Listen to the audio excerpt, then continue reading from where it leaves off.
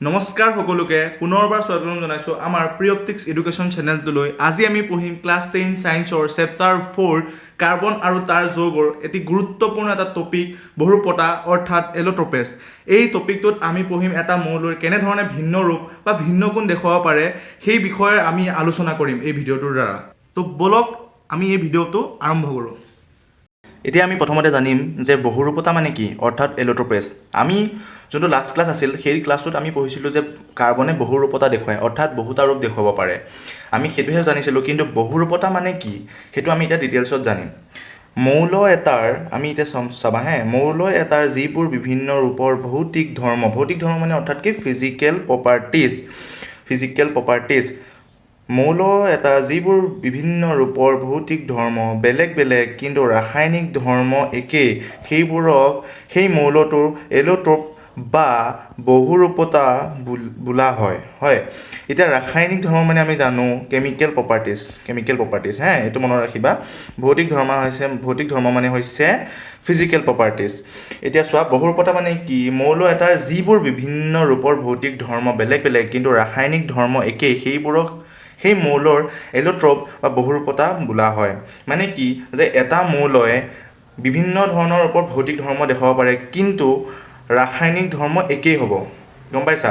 মানে ফিজিকেল প্ৰপাৰ্টিজটো বেলেগ বেলেগ হ'ব পাৰে কিন্তু কেমিকেল প্ৰপাৰ্টিজটো একেই হয়। সেই যোনটো মানে এই ধৰ্মটো দেখুৱায় সেই ধৰ্মটো দেখুওৱা মৌলটোক কি বুলি কোৱা হয়? এলোট্ৰপ বা বহুৰূপতা বুলি কোৱা হয়। তাৰপিছত আমি এতিয়া পঢ়িম হীৰাৰ বিষয়ে অৰ্থাৎ ডায়মণ্ড। তোমালোকেতো চবেই শুনিছা ডায়মণ্ড মানে কি হয়।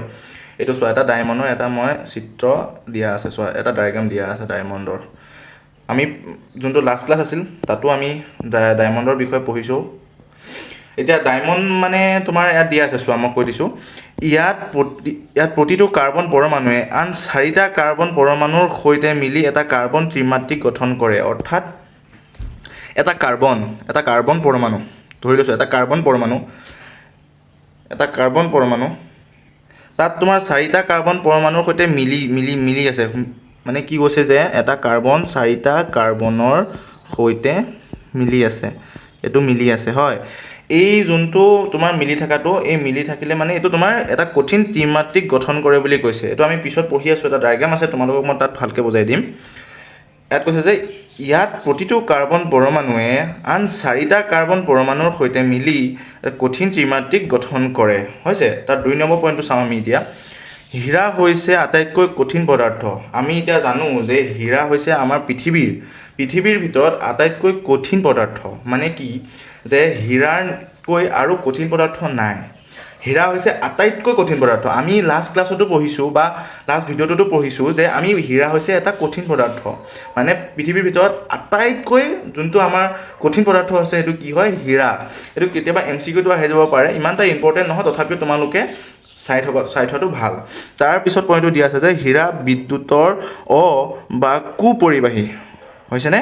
হীৰা বিদ্যুতৰ বা বেয়া বা কুপৰিবাহী। মানে হীৰাৰ মাজেৰে যোনটো আমাৰ হীৰা আছে, এই হীৰাৰ মাজেৰে বিদ্যুৎ পাৰ হৈ যাব নোৱাৰে। তাকে বুজাইছে যে হীৰা বিদ্যুতৰ কুপৰিবাহী, হীৰা মাজেৰে বিদ্যুৎ পাৰ হৈ যাব নোৱাৰে। ইয়াত আমি এতিয়া তলত এইটো পইণ্টটো চোৱা। হীৰাৰ গঠন ষ্ট্ৰাকচাৰ অফ ডায়মণ্ড। হীৰাৰ গঠন এইটো চোৱা, দেখিছানে? এইটো চোৱা, এই ফুটকেইটা দেখিছানে? এইকেইটা হৈছে কাৰ্বন এইকেইটা কাৰ্বন বুজাইছে এইকেইটাই। ইয়াত তোমাৰ চোৱা, ইয়াত দি আছিলে দেখিছানে? ইয়াত ত্ৰিমাত্ৰিক গঠন কৰে। এইটো চোৱা এইটো ত্ৰিমাত্ৰিক গঠন কৰিছেনে নাই? এইটো চোৱা এইটো ত্ৰিমাত্ৰিক গঠন কৰিছেনে নাই? এইটো চোৱা এনেকুৱা হৈ আছে দেখিছা? এইটো ত্ৰিমাত্ৰিক গঠন কৰিছে। সেই 4টা কাৰ্বন মিলি পেলাই সেইটো ত্ৰিমাত্ৰিক গঠন কৰিছে। চোৱা, এইটো এটা কাৰ্বন, এইটো এটা কাৰ্বন, এইটো এটা কাৰ্বন, এইটো এটা কাৰ্বন। এই 4টা কাৰ্বন মিলি পেলাই কি গঠন কৰিছে? এটা ত্ৰিমাত্ৰিক গঠন কৰিছে। এইটো চোৱা, এনেকৈ আছে হয় নহয়? এনেকৈ আছে, চোৱা এনেকৈ আছে হয়। এইটো চোৱা, এইটো ডায়েগ্ৰামত তোমালোকে বেছি ভালকৈ বুজি পাবা। এইটো দেখিছা? এইটো দেখিছা? এইটো কাৰ্বন দেখিছা? এইটো কাৰ্বন। চি মানে হৈছে কাৰ্বন। আমি চবেই জানো কাৰ্বনৰ চিহ্ন কি? চি হয়, চি দি বুজোৱা হয় নহয়? এই চি মানে হৈছে কাৰ্বন। এইটো চোৱা, এইটো দেখিছা? এইটো ত্ৰিমাত্ৰিক দেখিছা আৰু ত্ৰিমাত্ৰিক গঠন কৰে চাৰিটা কাৰ্বন মিলি পেলাই ত্ৰিমাত্ৰিক গঠন কৰে দেখিছা এটা দুটা তিনিটা চাৰিটা কাৰ্বন আছে এই চাৰিটা কাৰ্বন মিলি পেলাই এটা ত্ৰিমাত্ৰিক গঠন কৰে অ'কে আমি এতিয়া পিছলৈ যাওঁ গ্ৰেফাইটৰ বিষয়ে পঢ়িম এতিয়া আমি গ্ৰেফাইট ক'ত থাকে বাৰু তোমালোকে জানানে গ্ৰেফাইট ক'ত থাকে গ্ৰেফাইট থাকে আমাৰ পেঞ্চিল যোনটো লিখোঁ ন পেঞ্চিলৰ যোনটো দাগ যে সেই দাগটোত আমাৰ তোমালোকৰ এই গ্ৰেফাইট থাকে এতিয়া আমি গ্ৰেফাইটৰ বিষয়ে পঢ়িম চোৱা ই মসৃণ আৰু পিছল হয় গ্ৰেফাইটটো তুমি কেতিয়াবা পেঞ্চিলডাল তোমালোকে আগটো নহয় এই যোনটো আমি লিখোঁ দাগটো যে সেইটোত তোমালোকে এপাক এনেকৈ চুই চাবা চুই চোৱাৰ পিছত তোমালোকে গম পাবা যে সেইটো বহুত পিছল হয় এপাক চুই চাবাচোন সেইটো যোনটো কলা কলা হয় এইটো গ্ৰেফাইটটো হয় সেইটো এপাক চুই চাবা চুই পেলাই তোমালোকে গম পাবা যে সেইটো বহুত মসৃণ আৰু পিছল হয় বস্তুটো বহুত পিছল হয় গম পাইছা এতিয়া আমি 2 নম্বৰ পইণ্টটো যাওঁ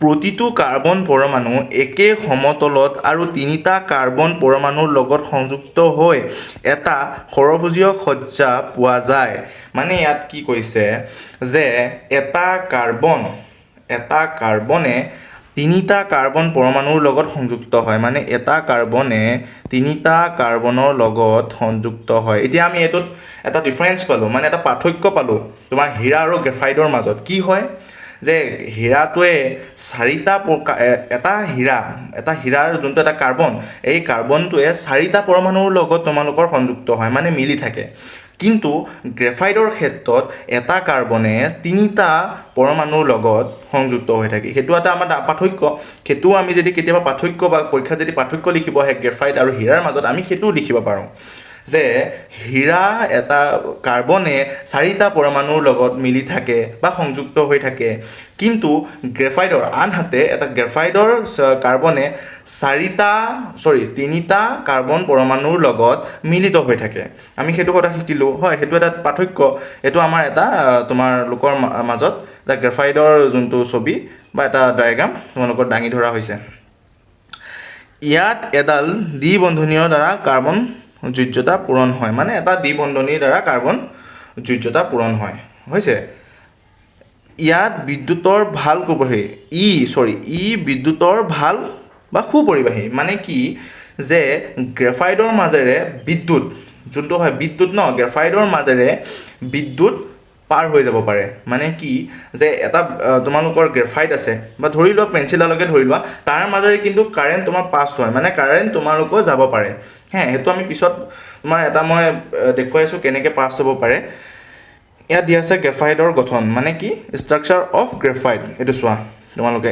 এই এটা কাৰ্বনে এইটো কাৰ্বন এইটো এটা কাৰ্বন এই ডটকেইটা এটা হৈছে কাৰ্বন মানে এই কলাকেইটা যে এইকেইটা দেখিছা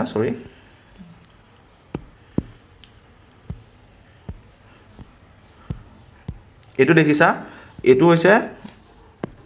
এইটো হৈছে এটা কাৰ্বন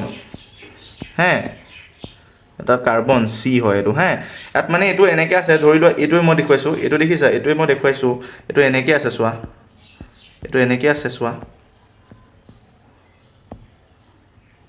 এইটো এনেকৈ আছে চোৱা মই দেখুৱাই দিছোঁ তোমালোকক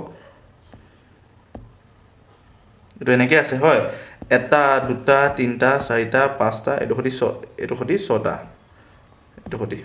ছটা হয় এতিয়া এটা কাৰ্বন পৰমাণুৱে এই গ্ৰেফাইটৰ ক্ষেত্ৰত এটা কাৰ্বন পৰমাণুৱে তোমাৰ তিনিটা পৰমাণুৰ লগত মিলিত হৈ থাকে মানে চোৱা এটা কাৰ্বন পৰমাণু দেখিছা ৰ'বা মইতো মুচিটো তেতিয়া তোমালোকে বেছি ভালকৈ যাবা এটা কাৰ্বন পৰমাণুৱে তিনিটা কাৰ্বন পৰমাণুৰ লগত মিলিত হৈ থাকে মানে কি চোৱা যে এটা কাৰ্বন পৰমাণু আছে 1 2 3 4 5 6 ছটা কাৰ্বন আছে এই ছটা কাৰ্বন মানে এটা কাৰ্বন পৰমাণুৱে তিনিটা লগত মানে মিলিত হৈ পেলাই এই তোমালোকৰ যোনটো আমাৰ সৰভুজি দেখিছা এইটো যে সৰভুজীয় সজ্জা পোৱা যায় বুলি কৈছে যে সৰভুজীয় মানে কি ছটা কাৰ্বন আছে সৰভুজীয় মানে কি ছটা হয় সৰভুজীয় কাৰ্বন মানে হৈছে ছটা থাকে মানে এইটো চোৱা এতিয়া এইটো 1 2 3 4 5 6 এই ছটা মানে হৈ পেলাই এটা তোমাৰ মিলি পেলাই এটা তোমালোকৰ সজ্জা বা এটা ষ্ট্ৰাকচাৰ পোৱা যায় মানে এটা গঠন পোৱা যায় এইটো চোৱা তোমাৰ এটা কাৰ্বনে তিনিটা পৰমাণুৰ লগত মিলিত হৈ সৰভুজীয় সজ্জা গঠন কৰে মানে এইটো চোৱা এইটো সৰভুজীয় সজ্জা গঠন কৰিছে দেখিছা এইটো ছটা 1 2 3 4 5 6 সেইটোকে কৈছে বস ডায়াগ্ৰামটো তোমালোকক বুজাবৰ কাৰণে দিয়া হৈছে ইমানটা ইম্পৰ্টেণ্ট নহয় তাৰপিছত আমি এইটো চোৱা এতিয়া উদাহৰণ চোৱা উদাহৰণ পেন্সিলৰ দাগটো গ্ৰেফাইটৰ দ্বাৰা তৈয়াৰ কৰা হয় আমাৰ যোনটো এইটো দেখিছা এইখিনি এইটো তোমালোকৰ গ্ৰেফাইটৰ দ্বাৰা কৰা হয় গ্ৰেফাইটৰ দ্বাৰা তৈয়াৰ কৰা হয় এইটো আমাৰ গ্ৰেফাইটৰ দ্বাৰা তৈয়াৰ কৰা হয় গম পাইছা এইটো যে এইটো এই আকন যে এই দাগটো যে আমি লিখো যে সেইখন দাগটো আমাৰ কিহৰ দ্বাৰা কৰা হয় গ্ৰেফাইটৰ দ্বাৰা কৰা হয় গ্ৰেফাইটৰ দ্বাৰা কৰা হয় গম পাইছা সেইটোৱে বুজাইছে ইয়াত যে এই তোমালোকৰ এই যোনটো গ্ৰেফাইট হয় এই গ্ৰেফাইটটো তোমালোকৰ গোটেই তোমাৰ এই পেন্সিলতে থাকে হয় নহয় গোটেই পেন্সিলতে থাকে এই যোনটো পেন্সিল হয় তোমালোকে কেতিয়াবা কৰি নাচাবা বাৰু ডেঞ্জাৰ হয় তোমালোকে যদি তথাপিও যদি কিবা বোলে ৰিস্ক লৈ পেলাই কৰিব বিচাৰিছা তেনেহ'লে তোমালোকে চাব পাৰা যে পেন্সিলৰ মাজেৰে তোমালোকৰ যোনটো বিদ্যুৎ মানে তোমাৰ পাছ হয় মানে বিদ্যুৎ যাব পাৰে গম পাইছা বিদ্যুৎ পাৰ হৈ যাব পাৰে সেইটোৱে যে এতিয়া তোমাৰ সেই ভিতৰত আছে যে গ্ৰেফাইট সেইটোকে বুজাইছে যে গ্ৰেফাইটৰ মাজেৰে তোমালোকৰ বিদ্যুৎ পাৰ হৈ যাব পাৰে কিন্তু হীৰাৰ মাজেৰে তোমালোকৰ বিদ্যুৎ পাৰ হৈ যাব নোৱাৰে আমি অন্যতা তোমালোকৰ এটা ডিফাৰেন্স পালোঁ বা পাৰ্থক্য পাইছোঁ যে হীৰাৰ মাজেৰে বিদ্যুৎ পাৰ হৈ যাব নোৱাৰে কিন্তু গ্ৰেফাইটৰ মাজেৰে এটা বিদ্যুৎ পাৰ হৈ যাব পাৰে অৰ্থাৎ হীৰা হৈছে বিদ্যুতৰ কুপৰিবাহী আৰু গ্ৰেফাইট হৈছে বিদ্যুতৰ সুপৰিবাহী এতিয়া আমি পঢ়িম ফুলেৰিনৰ বিষয়ে পঢ়িম চোৱা এইটো ফুলেৰিনৰ বিষয়ে পঢ়িম আমি এতিয়া প্ৰথমে আমি জানো যে ফুলেৰিনৰ C60 চিনাক্ত কৰা হয় আমি সবেই জানো যে ফুলেৰিনটো C60 দ্বাৰা চিনাক্ত কৰা হয় নহয় C60 দ্বাৰা আমি গম পাওঁ যে এইটো ফুলেৰিন হয় মই তোমালোকৰ লাষ্ট ক্লাছতো যে মই কৈছিলোঁ এই ডায়াগ্ৰামটো তোমালোকে এই গুটিকেইটা দেখিছে এই গুটিকেইটা যদি হিচাপ কৰা কেইটা ওলাব টোটেল 60টা ওলাব যদি কোনোবাই গণিছা তেন্তে কমেণ্টত জনাবা 60টা ওলাব আৰু সেইটোৱে মানে তোমালোকৰ সেই গঠনটোকে আমি কি বুলি কওঁ ফুলেৰিন অৰ্থাৎ C60 হয় সেইটোৱে বুজাইছে ইয়াত কাৰ্বন পৰমাণুবোৰ এটা ফুটবলৰ আকৃতিত সজোৱা হয় মানে কি চোৱা এইটো দেখিছা এইটো ফুলেৰিনৰ এইটো ডায়াগ্ৰামটো দেখিছা মানে এই ছবিটো দেখিছা এই ছবিটো এটা ফুটবলৰ নিচিনা চোৱা তোমালোকে যদি ভালকৈ চোৱা ফুটবলটো সবেই খেলা ফুটবলটো তোমালোকে কেনেকুৱা ধৰণৰ হয় ডিজাইনটো কি তোমালোকে সবেই জানা এইটো চোৱা তোমাৰ এই ফুলেৰিনৰ এই ডায়াগ্ৰামটো চোৱা একদম মানে যদি একজেক্ট তোমাৰ এটা ফুটবলৰ নিচিনা চোৱা ফুটবলটো কেনেকুৱা হয় এনেকুৱা হয় হয়নে এনেকুৱা হয় এনেকৈ থাকে এনেকৈ মই ভালকৈ আঁকিব পৰা নাই ইয়াত অকণ অসুবিধা হয় সেইটো কাৰণে মই তোমালোকে এনেকৈ দেখুৱাই দিছোঁ এটা ফুটবলৰ নিচিনা হয় এইটো ফুটবলৰ নিচিনা হয় হয়নে এইটো চোৱা একজেক্ট সেইটো নিচিনাই হয় ফুটবলৰ আকৃতিত সজোৱা হয় মানে ফুটবলৰ আকৃতিৰ দৰে হয় গম পাইছা এতিয়া আমি 3 নম্বৰ পইণ্টটো চোৱা আমেৰিকান স্থাপত্যবিদ বাকমিনষ্টাৰ ফুলাৰে তৈয়াৰ কৰা গম্বুজ আকৃতিৰ দৰে হোৱা বাবে এই গঠনটোৰ নাম ৰখা হৈছিল ফুলেৰিন এতিয়া আমি মেইন বহুত ডাঙৰ পইণ্ট এটা পঢ়িব ওলাইছোঁ এইটো চোৱা ফুলেৰিন নামটো কিয় দিলে গম পাইছানে এইটো তোমালোকৰ MCQত আহিব এইটো মোষ্ট ইম্পৰ্টেণ্ট কুৱেশ্যন হয় মোষ্ট ইম্পৰ্টেণ্ট লিখি লোৱা বুম ইম্পৰ্টেণ্ট বুলি লিখি লোৱা মোষ্ট ইম্পৰ্টেণ্ট গম পাইছা আমেৰিকাৰ স্থাপত্যবিদ বাকমিনষ্টাৰ ফুলাৰে তৈয়াৰ কৰা গম্বুজ আকৃতিৰ দৰে হোৱা বাবে এই গঠনটোৰ নাম ৰখা হৈছে ফুলেৰিন অৰ্থাৎ তেওঁৰ যোনটো টাইটেল আছিল ফুলাৰ সেইটো কাৰণে নামটো ৰখা হ'ল আমাৰ কি ফুলেৰিন ৰখা হ'ল ফুলেৰিন সেইটো কাৰণে ৰখা হ'ল গম পালা যে আমাৰ আমেৰিকাৰ তোমালোকৰ প্ৰশ্নটো আহিব পাৰে যে ফুলেৰিনৰ নামটো যে ফুলেৰিন ৰাখা হ'ল কিহৰ কাৰণে ৰাখা হ'ল বা কাৰ কাৰণে ৰাখা হ'ল বা আমেৰিকাৰ কোনজন মানুহৰ বাবে ৰাখা হ'ল তোমালোকৰ ঢেৰ নাম দিব অমুক ঢেৰ নাম দিব তোমালোকৰ তাৰ মাজতে আমাক দি দিব বাকমিনষ্টাৰ ফুলাৰ বুলি দি দিব তেতিয়া আমাৰ অপশ্যনটো যদি থাকে চিত থাকে ধৰি লোৱা সেইটো বাকমিনষ্টাৰ ফুলাৰটো আছে আমাৰ চি অপশ্যনত তেতিয়া আমাৰ কাৰেক্ট এনচাৰটো কি হ'ব চি হ'ব গম পাইছা সেইটোৱে কথা বুজাইছে এইটো মানে ইম্পৰ্টেণ্ট হয় এইটো আহে কেতিয়াবা তোমালোকৰ MCQত এইটো প্ৰশ্ন আহিব পাৰে হা এইটো প্ৰশ্ন আহিব পাৰে আৰু এইটো ইম্পৰ্টেণ্ট হয় তোমালোকৰ ফুলেৰিনৰ যোনটো মানে চিনাক্ত কৰা হয় সেইটো তোমালোকৰ 56 দিব পাৰে, C58 দিব পাৰে, C57 দিব পাৰে, C59 দিব পাৰে বা C60ও দিব পাৰে। অপশ্যন 4টাই দিব বাৰু। অপশ্যন 4টাৰ ভিতৰত তোমালোকৰ কোনটো শুদ্ধ হ'ব? C60টো শুদ্ধ হ'ব, হয় নহয়? তেনেকুৱা ধৰণৰ কথা। আৰু এইটো কিন্তু তোমালোকে চাবা দেই, এইটো বহুত ইম্পৰ্টেণ্ট। স্থাপত্যবিদ বাকমিনষ্টাৰ ফুলাৰে তৈয়াৰ কৰা গম্বুজ আকৃতিৰ দৰে হোৱাৰ বাবে এই গঠনটোৰ নাম ৰখা হৈছে ফুলেৰিন। এইটো দেখিছা এটা গম্বুজ আকৃতি, এইটো দেখিছা? এইটো দেখিছানে? এইটো যে এতিয়া তোমাৰ এইটো ওপৰত আছে কাৰণেহে এইটো থৈ দিছে, মানে ওপৰত থৈ দিছে কাৰণে এইটো তেনেকুৱা দেখুওৱা হৈছে। সিটো চাইডৰ পৰা তোমাৰ এইটো একে ধৰণেই হয়, মানে যদি দুইটা পেনৰ পৰা চাওঁ এটা ফুটবলৰ দৰেই হয়, মানে তোমাৰ গোল হয় বস্তুটো, ফুটবলৰ দৰেই হয়, গম পাইছা? এইটো এটা মানে যোনটো আমাৰ ফুলেৰিন হয়, ফুলেৰিনৰ এইটো যে এইটো গম্বুজ আকৃতিৰ হয়, দেখিছা? গম্বুজ আকৃতিৰ হোৱাৰ বাবে তেওঁ মানে সেই নামটো ফুলেৰিন বুলি ৰখা হৈছিল। গম্বুজ আকৃতি হোৱাৰ বাবে তেওঁ এই গঠনটো ৰখা হৈছিল ফুলেৰিন। মানে তোমাৰ গম্বুজ আকৃতি মানে কি? এই ফুটবলটোৰ নিচিনা অকণমান একেই। চোৱা তুমি অলপ ওপৰটো চোৱা, ওপৰটো এনেকুৱা হয়নে? দেখুৱাই দিছোঁ চোৱা, এনেকুৱা চোৱা। তোমাৰ এইটো চাইডত এনেকৈ আছে, তোমাৰ সিপেনৰ চাইডতো এনেকুৱাই হ'ব। সেইটো কাৰণে এটা ফুটবলৰ নিচিনা হয় নহয়? তোমাৰ যোনবিলাক এনেকৈ ষ্ট্ৰাকচাৰবিলাক আছে দেখিছা? ষ্ট্ৰাকচাৰবিলাক যে দেখিছা? এনেকৈ যে আছে, এনেকৈ যে আছে, এনেকৈ আছে, সেইবিলাক চব মিলি পেলাই তোমালোকে এটা ফুটবলৰ নিচিনা হয় চোৱা।